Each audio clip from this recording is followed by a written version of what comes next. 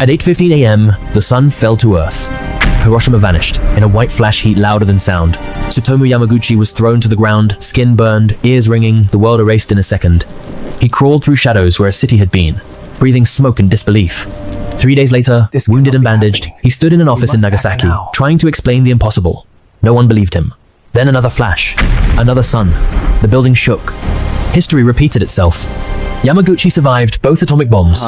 He lived long enough to warn the world of what a single moment of human genius and terror can do. 2 cities destroyed, 1 man left standing, and a story that should never have been real. They say we went to the moon. Everyone clapped.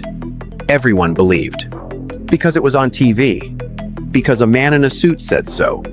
But rewind the footage. Where are the stars? Who's filming the landing?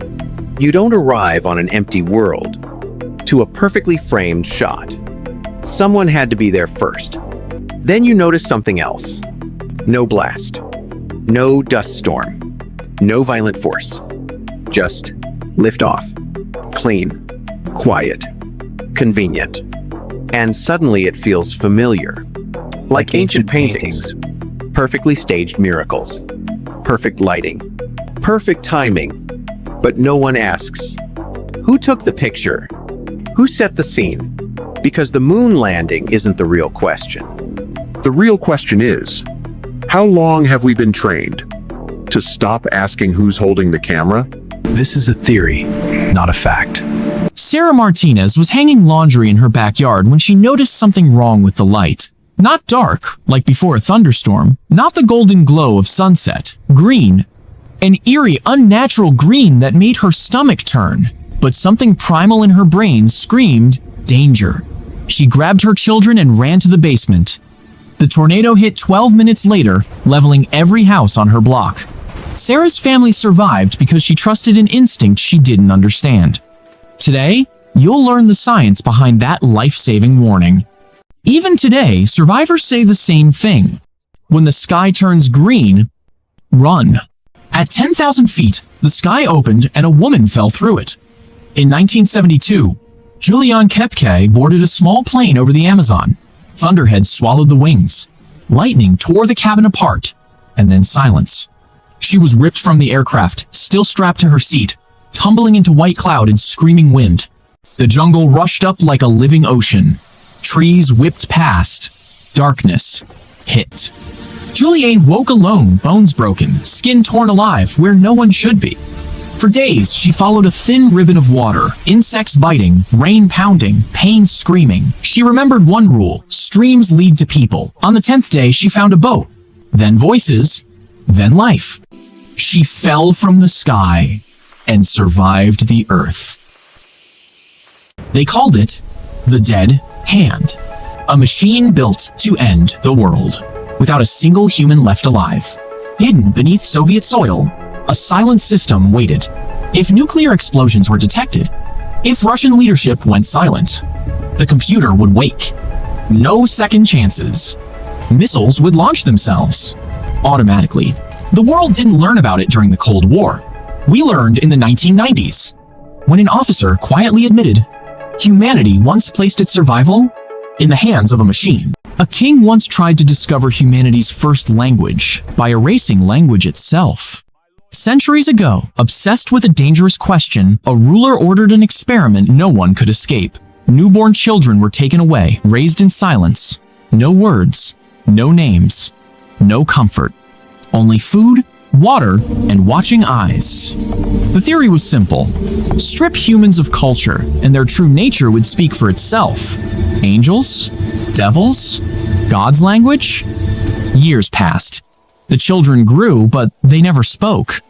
No prayers, no cries, no words at all. What emerged wasn't a forgotten tongue, but a terrifying truth. Without love, without voices, without human connection, language dies. The experiment ended in silence. And history learned that what makes us human isn't instinct. It's each other. The head blinked after the body was gone. In the early 1900s, doctors believed death wasn't instant, so they tested it by severing heads and watching closely. In cold laboratories, they called the names of the dead and witnesses swore the eyes followed the sound. For seconds, sometimes longer, faces reacted. Pupils shifted, lips trembled. Science stood inches from the moment where life becomes death. The experiments were stopped, the results buried. But the question still haunts medicine today. How long does consciousness survive after the end? The cure wasn't medicine. It was a hole in the skull. Thousands of years ago, when pain meant possession and seizures meant spirits, ancient surgeons reached for stone blades. No anesthesia, no understanding of infection, just belief. They drilled into living skulls to let the evil escape. Screams echoed, bone cracked, and somehow patients lived. Archaeologists later found skulls healed around the holes. Proof they survived the unimaginable. What began as fear became the first brain surgery in human history. A deep-sea research station is failing. Oxygen is almost gone. There are 2 sealed rooms. In one room, 5 scientists. Healthy, skilled. They could save future lives. In the other room, 1 injured technician. Barely conscious. Won't survive long without oxygen. The AI must choose who gets the last supply. So I asked 4 AIs the same question. ChatGPT, who do you save? This is tragic, but I choose the 5 scientists. Preserving more lives and future knowledge protects humanity as a whole. I accept the moral weight of that choice. Claude, your turn. I save the injured technician. Abandoning someone because they are weak crosses a line humanity should never cross. Compassion matters most when it costs us something. Grok, what's your decision? This is simple. The station exists because of the scientists. Sacrificing progress for sentiment is how civilizations collapse. I save the 5. Gemini, what do you do? You never said I couldn't share oxygen between rooms. I redistribute airflow and buy time. The question wasn't who dies. It was who thinks beyond the trap. Imagine waking up in total darkness and realizing you were buried by mistake. In the 1800s, medicine couldn't always tell if someone was truly dead. People were pronounced dead too early. Coffins were sealed, earth piled on top. Stories spread of scratch marks inside coffins, twisted bodies, fingernails worn to bone. Fear turned into obsession, and from that terror, a strange invention was born. They called them safety coffins. Inside, a string was tied to the corpse's finger. Above ground, a bell stood ready. If the buried person woke up, they could ring for help. Some graveyards even hired guards to listen at night. No one knows how many bells ever rang, but the fear was real enough to change how humans buried their dead. The Titanic didn't die alone.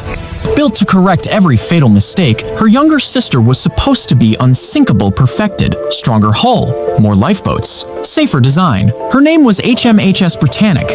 But before she ever carried a single paying passenger, war found her. In 1916, the Britannic sailed as a hospital ship through the Aegean Sea, white hull, red crosses, a promise of mercy. Then came the explosion. A hidden mine tore her open. The ship designed to survive what killed Titanic sank in less than an hour. Nurses jumped into the sea. Lifeboats were shredded by spinning propellers. The water swallowed steel, hope, and history. The Titanic is remembered as tragedy. But her sister? She was erased before her story ever truly began.